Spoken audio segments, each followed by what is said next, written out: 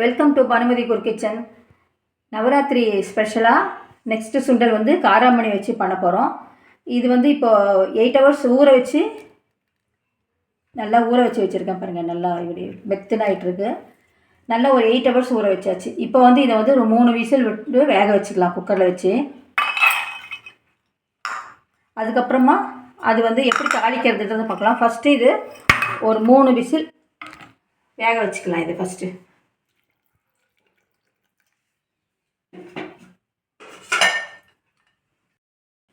காரமணியை வேக போட்டாச்சு. 3 விசில் வந்து இப்போது அது ஆஃப் பண்ணியாச்சு குக்கர். அது ஸ்டீம் அடங்கிறதுக்குள்ளே நம்ம என்ன பண்ண போகிறோம், ஒரு 2 டேபிள் ஸ்பூன் தேங்காய், கொஞ்சம் ஜீரகம் அல்லது சோம்பு, நம்மளுக்கு எது பிடிச்சிருக்கோ அதை போட்டுக்கலாம். ஒரு 1/2 டீஸ்பூன் ஜீரகமோ சோம்போ எது நம்மளுக்கு, ஒரு சிலருக்கு சோம்பு வாசனை பிடிக்காது, ஜீரகம் சேர்த்துக்கலாம். பச்சை மிளகாய் ஒரு 2 பச்சை மிளகாய் சேர்த்துட்டு, கொஞ்சம் இஞ்சி ஒரு 1/4 இன்ச்சு இஞ்சி இதில் சேர்த்துட்டு, இதை வந்து நம்ம இப்போது அரைச்சிட்டு வந்துட போகிறோம். இந்த மாதிரி கொஞ்சம் பொறன்னு இப்படி அரைச்சிக்கணும். தேங்காய், பச்சை மிளகாய், ஜீரகம், கொஞ்சம் இஞ்சி. கண்டிப்பாக இஞ்சி வந்து ரொம்ப ஜீரணத்துக்கு ரொம்ப நல்லது. அதனால் இஞ்சி நல்லா ஸ்பைஸியாக இருக்கும், சாப்பிட்றதுக்கு நல்லாயிருக்கும். இதெல்லாம் இந்த மாதிரி பொறன்னு அரைச்சாச்சு. இப்போ வந்து நம்ம கடாயே போட்டுக்கலாம்.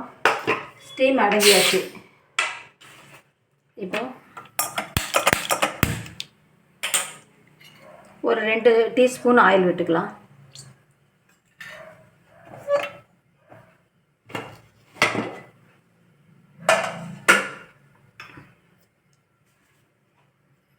கடுகு ஒரு டீஸ்பூன் கடுகு போட்டாச்சு.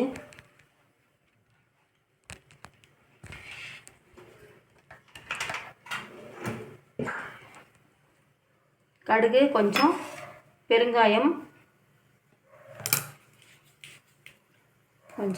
சேர்த்துக்கலாம். நல்லாயிருக்கும் வாசனை. ஒரு 1/2 டீஸ்பூன் பெருங்காயம் சேர்த்தாச்சு. பச்சை மிளகாய் எல்லாம் அதிலே அரைச்சிட்டோம் நம்ம, அதனால் அதெல்லாம் காரம் இதுக்கு தேவையில்லை. கொஞ்சம் கருவேப்பிலை, கடுகு வெடிச்சோடனே லைட்டாக கருவேப்பிலை சேர்த்துக்கலாம்.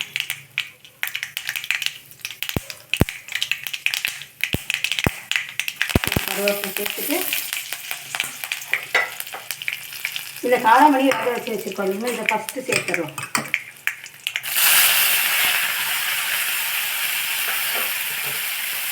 கொஞ்சம் இதுக்கு தேவையான அளவுக்கு சால்ட்,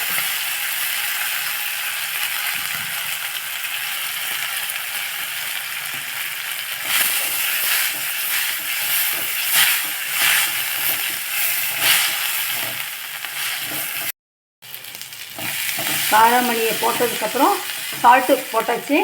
இப்போ வந்து நம்ம அரைச்சி வச்ச அந்த தேங்காய், பச்சை மிளகாய், ஜீரகம், இந்த மசாலாலாம் இதில் சேர்த்துடலாம்.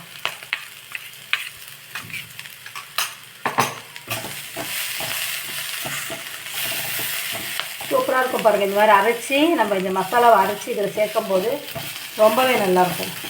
இது அரைச்சி சேர்த்ததுக்கப்புறமா ரொம்ப நேரம் தேவையில்லை. சுண்டல் நம்ம அப்பயே எல்லாத்தையும் கொடுத்து காலி பண்ணிட போகிறோம், சாப்பிட்டு காலி பண்ணிட போகிறோம். அதனால் இது வந்து ரொம்ப நேரம் வறுக்க தேவையில்லை. ஸ்பைஸியான ஒரு காராமணி சுண்டல் ரெடி ஆகிடுச்சு. இப்போ கொஞ்சமாக இதுக்கு கொத்தமல்லி ஆட் பண்ணிடலாம்.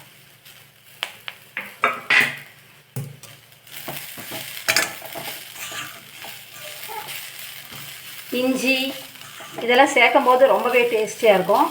இப்போ பாருங்கள் எப்படி சர்விங் பவுலில் சர்வ் பண்ணுறதுன்னு பார்க்கலாம். ஆஃப் பண்ணியாச்சு ஸ்டவ்வு. அருமையான ஒரு சுண்டல். இப்போ வந்து ப்ரோட்டீன் அதிகமாக இருக்கும் எல்லா தானியத்துலேயுமே. டெய்லி ஒரு சுண்டல் நம்ம இந்த நவராத்திரி டைமில் எடுத்துக்கும் போது, இந்த மழை சீசன் ஆரம்பம் அதுக்கும் இது வந்து ரொம்பவே நல்லது ஹெல்த்துக்கு. டெய்லி இதை வந்து நம்ம கொஞ்சம் சும்மா தாளிக்காமல் இந்த மாதிரி கொஞ்சம் டிஃப்ரெண்ட்டாக இந்த மாதிரி செய்யும் போது நல்ல டேஸ்ட்டும் கூட இருக்கும். இது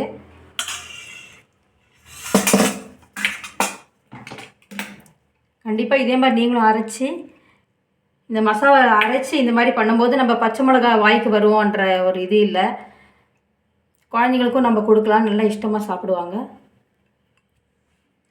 இதே மாதிரி நீங்களும் செஞ்சு சாப்பிட்டுட்டு லைக் பண்ணுங்கள், ஷேர் பண்ணுங்கள், கமெண்ட் பண்ணுங்கள், சப்ஸ்கிரைப் பண்ணுறதை மறக்காதீங்க ஃப்ரெண்ட்ஸ். தேங்க்ஸ் ஃபார் வாட்சிங்.